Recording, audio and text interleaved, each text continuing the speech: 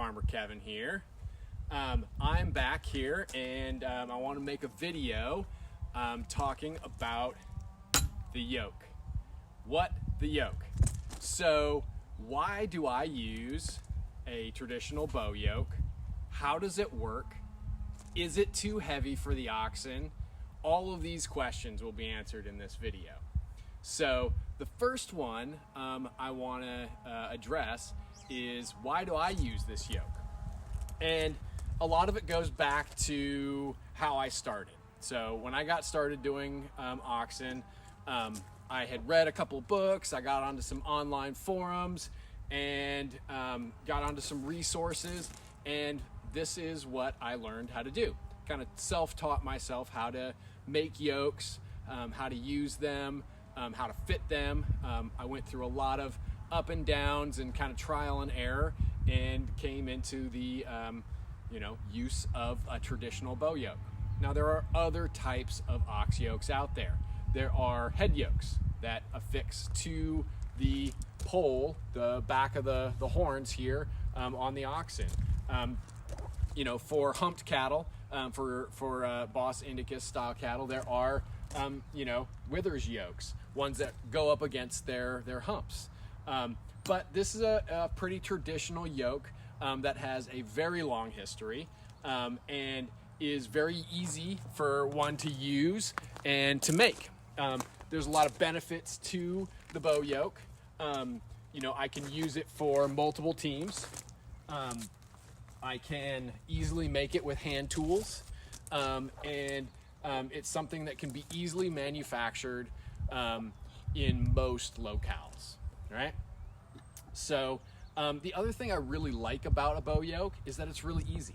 I've got 2 pins here that I can pull and release and the bow here, and boom, I'm either unyoked or I can get them yoked up and they can start pulling. I can literally get them pulling within 2 minutes of getting out the yoke. I really appreciate that level of quickness. Sometimes, like if it is just one pull and I just need to pull this one thing and it's literally going to take me 5 minutes. If I was, say, a draft horse farmer, it would take me near 30-40 minutes to get all harnessed up and get ready to do one pull. It's probably not worth it to do one pull with, getting that horse harnessed up, getting the team out, doing all of the straps and buckles and whatnot. But for these guys, yeah, you know what? I could probably put the pins in, get them out, and we could pull one thing, right? So I really like the speed of it. The other thing that I really like about this style yoke is it does allow their heads to move. A lot of bovine locomotion actually starts with a swing of the horns. And I don't know if you can kind of see this down along his spine, but even a simple turn of his head gets a wave going down along his spine. It's kind of like the way people swing their arms in order to locomote when they walk. So bovines, in order to locomote, they start their gait with a head swing. So which you can take advantage of all of the power if you have it strapped to the back of their heads. But the thing is that they can't turn their heads. And so I actually, in some ways, think that a bow yoke offers a little bit more of an ergonomic option for harnessing cattle. Step back. Come on, step back. Step back. Come on. Let's get you back a little bit. There we go. All right. So now, is this too heavy for them? So I get this question a lot.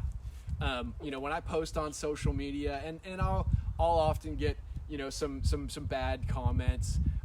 Unfortunately, a lot of it tends to be bots these days, so I'm not actually getting any real people giving me constructive feedback, but what I'm getting is a lot of emojis, troll bots, different things that are just generally kind of stirring the pot. But I actually want to really address because one of the things that, like, when there is an actual person who sees, you know, what I'm doing, and they want to know, why do I use such a big, heavy yoke? I mean, look at this thing. This looks huge. It looks big and heavy and cumbersome, and it looks like, man, I'm really, you know, weighing down their necks with this yoke. But I want to do a little bit of simple math, right? So we got Thor and Odin here. You know, we got this team that they're Fleck V's. They're kind of like a moderately sized dairy multi-purpose breed. They're probably 1,800 a piece. Let's just call them 2,000 pounds. Let's call them a ton a piece, right? So at 2,000 pounds, this makes 4,000 pounds a team, right? So this yoke weighs probably 75, 80 pounds, which seems heavy, right? But let's just call it 100 pounds. So this means that each one of these oxen is only really shouldering about 50 pounds of that yoke at any one time, right?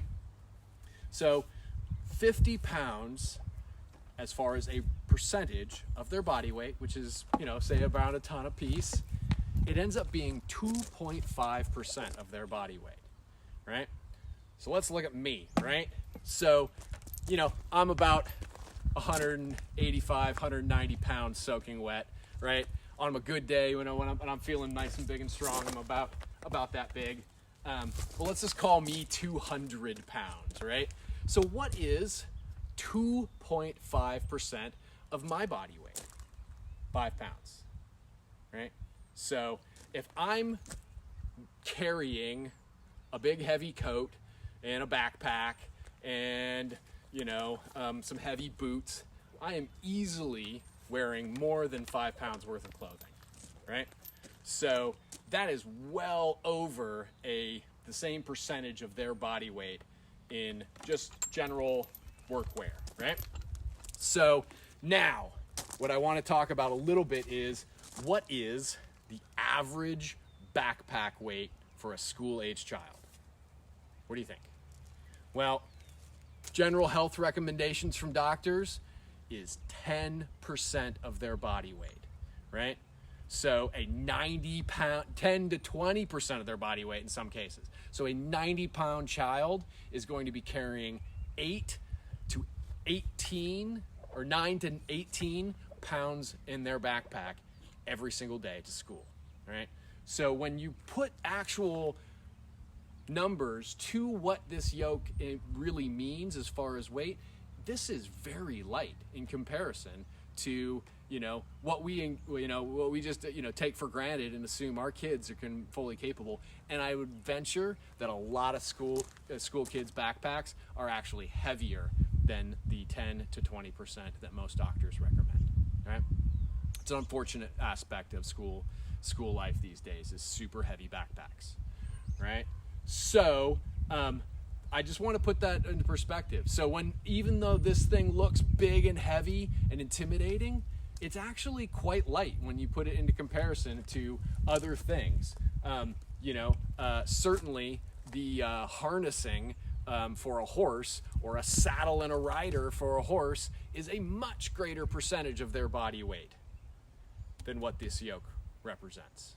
So I want to put that out there and talk a little bit about why I use the yoke, how it actually fits them, and is it actually too heavy for them? I don't think so.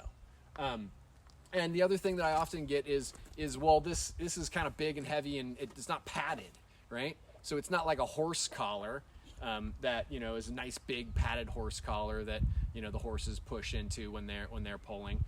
And I always counter it's that there's a very distinct physiological difference between bovines and equines, right?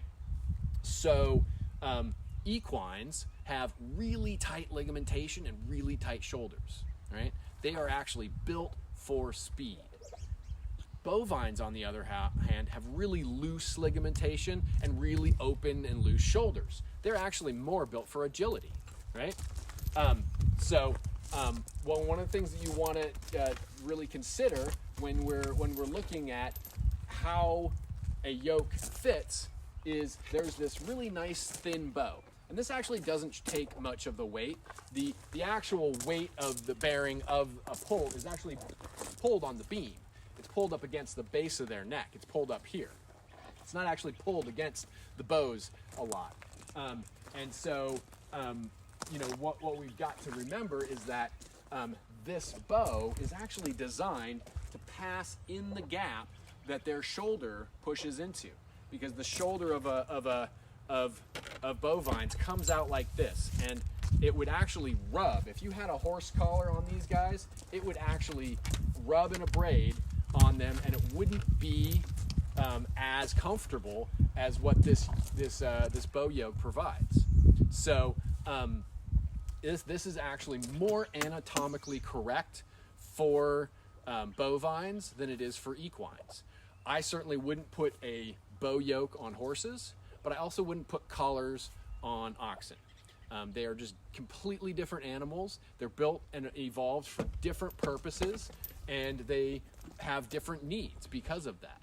So these guys are getting a little bit antsy, so I'm going to bring this video to a close.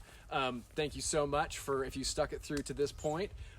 Make sure that you like this video, go down, subscribe to this channel. I hope to be doing a whole bunch more content like this. If you have anything you want to see, anything you want to know, any burning question you ever had about oxen, shoot it in the comments, let me know, and I'd love to make a video for it. All right, thanks. Take care, y'all.